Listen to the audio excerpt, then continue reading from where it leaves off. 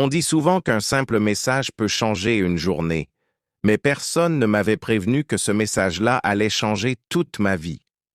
Ce matin-là, tout paraissait normal.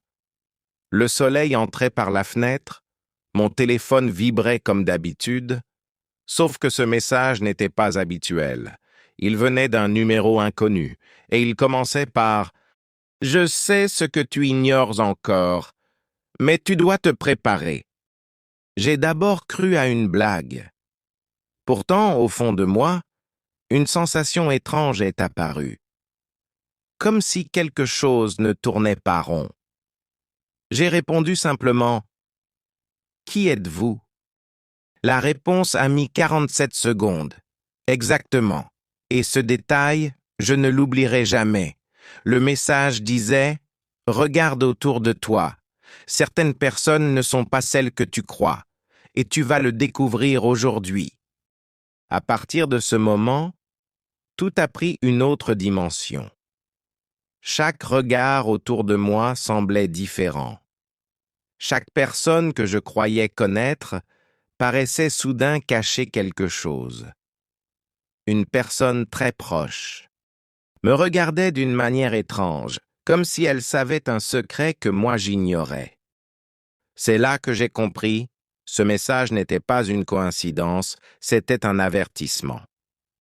Toute la journée, j'ai ressenti que quelque chose se préparait, comme si la vérité était juste devant moi, prête à exploser. Je ne savais plus à qui faire confiance.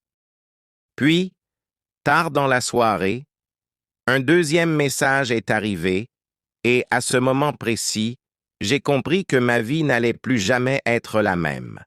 Je n'arrivais pas à détacher mes yeux de l'écran. Le deuxième message venait d'arriver. Et cette fois, il n'y avait aucune ambiguïté. Il disait simplement « Ce que tu dois découvrir ». Mon cœur a fait un bond. Je sentais que chaque seconde qui passait m'emmenait vers quelque chose dont je ne pourrais plus revenir. Je suis resté silencieux, immobile, comme si le moindre geste pouvait déclencher un événement que je ne contrôlais pas. Puis mon téléphone a vibré une troisième fois. Un message vocal d'un inconnu. La voix était basse, déformée, presque inhumaine. Elle murmurait « Regarde derrière toi. Pas maintenant, quand tu seras prêt. Tu comprendras ce qui se cache depuis longtemps, juste à côté de toi. » Une sueur froide m'a traversé le dos. Je n'ai pas osé me retourner. Mais j'ai senti, pendant une fraction de seconde, comme une présence derrière moi. Une sensation que l'air autour de moi n'était plus le même. Je me suis levé lentement, sans bruit, et j'ai fait le tour de la pièce. Personne, mais quelque chose clochait.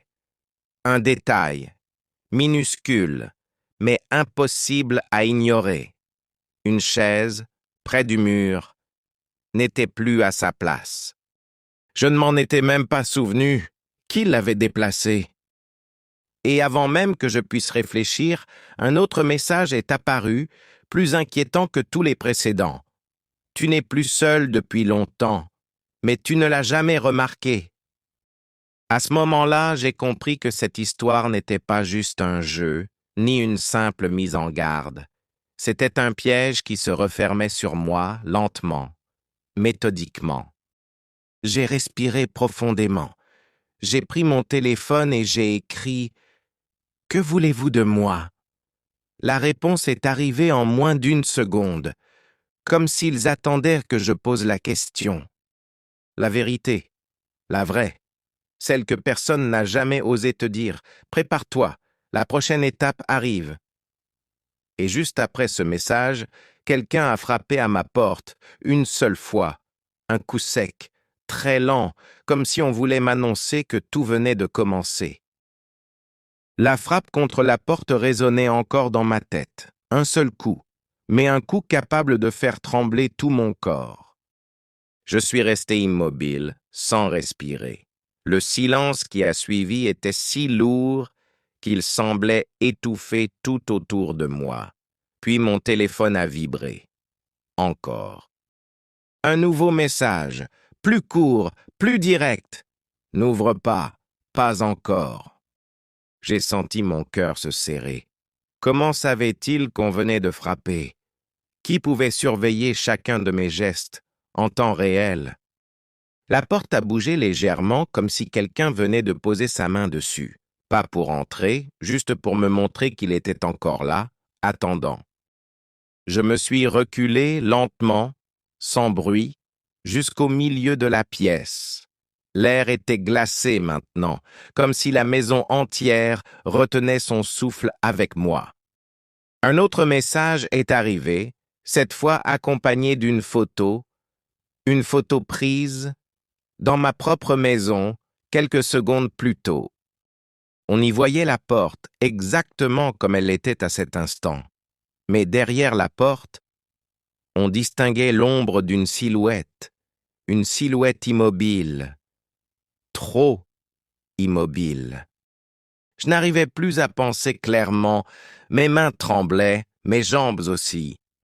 J'ai ouvert l'image, j'ai zoomé, et c'est là que j'ai remarqué un détail qui m'a glacé le sang.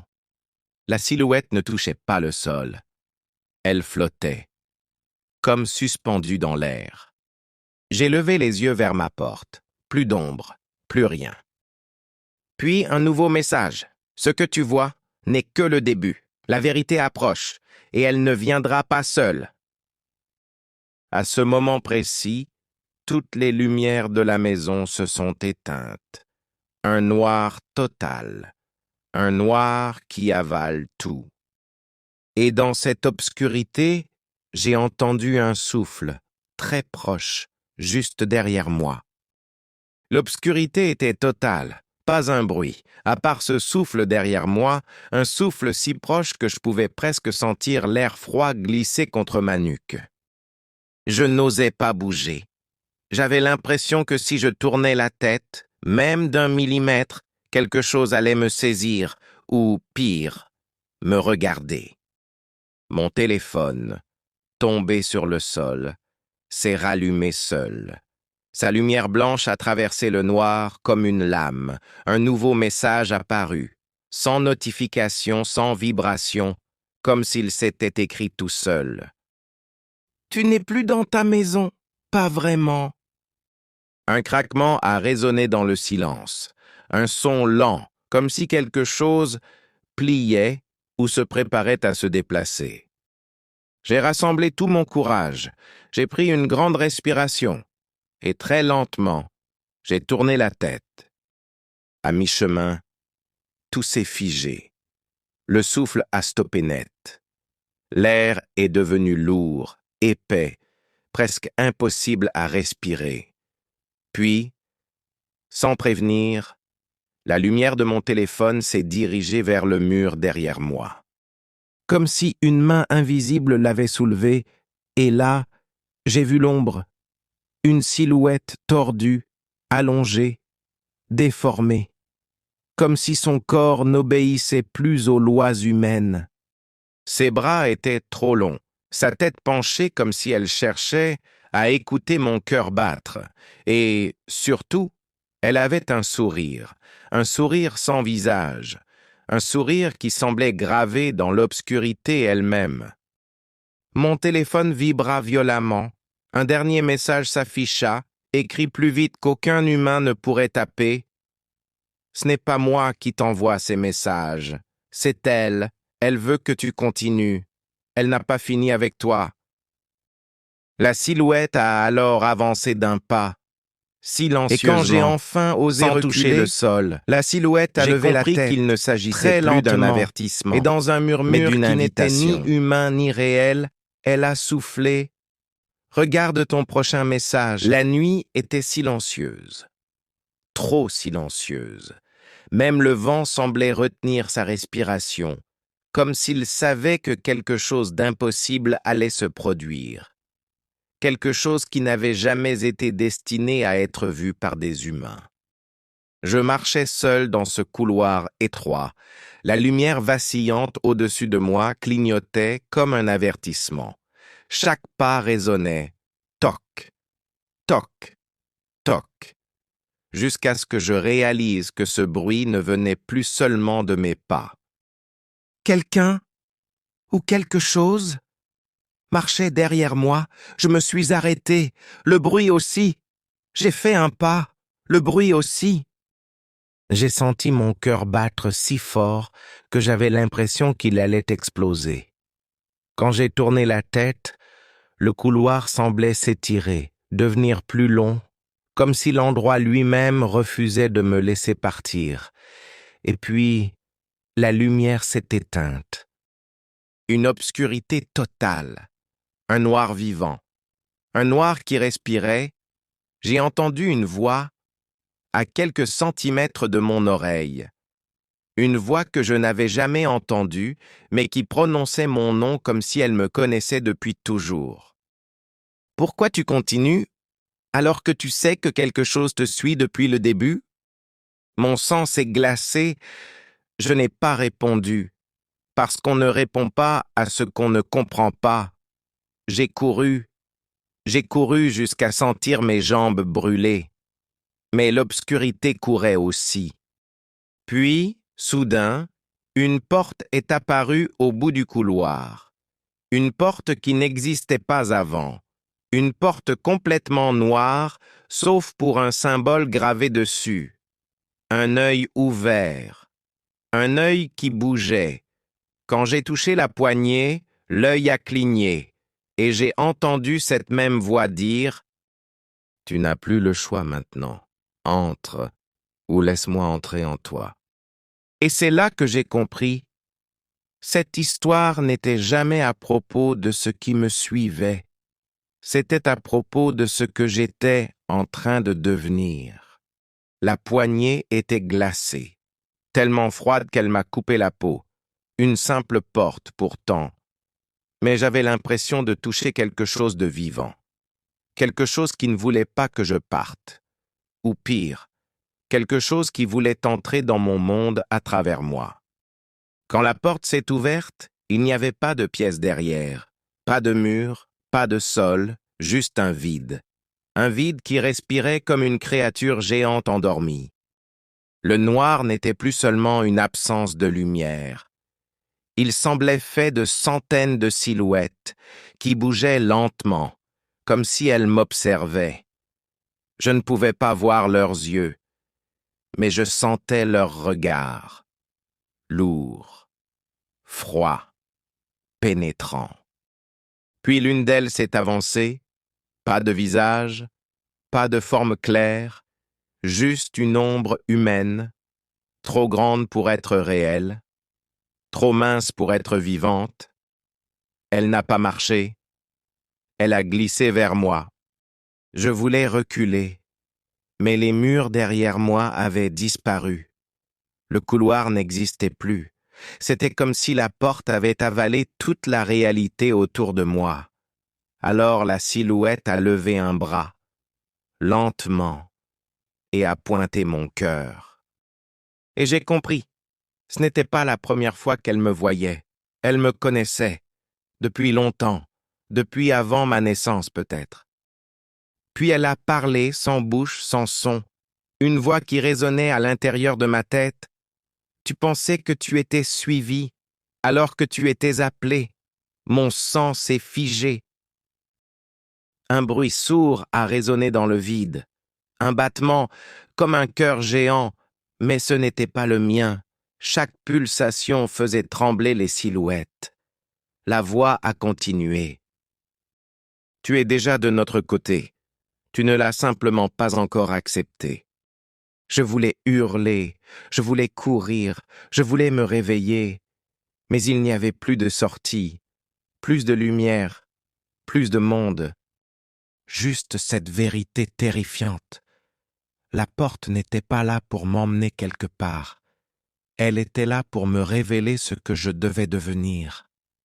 Et quand la silhouette a posé sa main d'ombre sur mon cœur, j'ai senti quelque chose entrer, quelque chose que je ne pourrais plus jamais retirer. Quand la silhouette a posé sa main d'ombre sur mon cœur, j'ai senti quelque chose se briser. Un murmure a traversé le vide, comme 1000 voix parlant toutes en même temps, et pourtant en silence. Puis d'un coup, tout est redevenu normal, le couloir, la lumière, le sol, le monde, comme si rien n'était arrivé. J'étais debout, seul, devant la même porte, sauf que maintenant elle était fermée. Et le symbole de l'œil avait disparu, je me suis enfui. Je n'ai pas regardé derrière. Je ne voulais pas voir si la porte me suivait encore. Quand je suis enfin sorti à l'air libre, j'ai senti mon cœur battre si vite que j'avais l'impression qu'il allait sortir de ma poitrine. J'ai essayé de comprendre, de respirer, de me convaincre que ce n'était qu'un cauchemar. Mais en rentrant chez moi, j'ai vu quelque chose qui m'a fait tomber à genoux, sur ma poitrine, exactement là où la silhouette m'avait touché. Un symbole était gravé dans ma peau. Un œil ouvert, vivant. Et il clignait. Ce soir-là, j'ai compris une chose que je n'aurais jamais dû comprendre. Je n'ai pas survécu à ce qui m'a appelé. Je suis devenu ce que la porte attendait. Et si tu regardes cette vidéo maintenant, si tu entends ma voix, si tu sens un léger frisson derrière toi, alors peut-être que la porte t'a choisi toi aussi, et que ton histoire commence maintenant. Si tu arrêtes la vidéo maintenant, elle risque de venir te chercher dans le noir